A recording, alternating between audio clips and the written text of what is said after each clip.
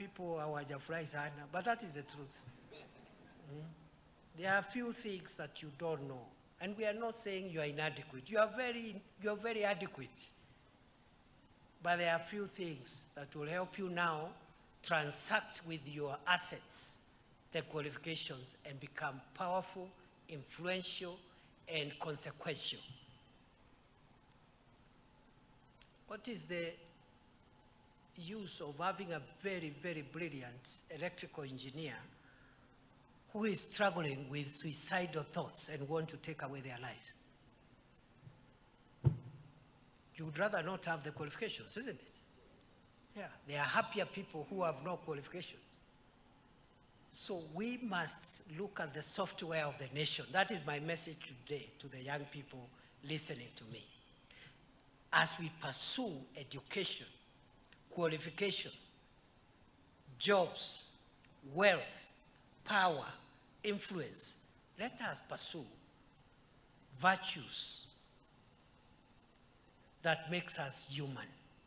Honesty, hard work, discipline, humility, and so forth and so forth. And we will be very, very, very impactful now and in the future. I wish you the best. Nawatakia kila la heri. Today I refused to read a speech because I wanted to say what I have said. If I read the speech which I had, I would not have said what I said. I really hope I have helped someone here. I want to hear it from the young people. I hope I have helped you young people. Have I? Are you happy? I wish you all the best. Na pongezi. Pongezi sana. Pongezi. God bless you and prosper you and make you great people. Shine, impact on the world, influence not just your life, the life of people around you. And history will be very kind to you. Asanteni sana, Mungu awabariki.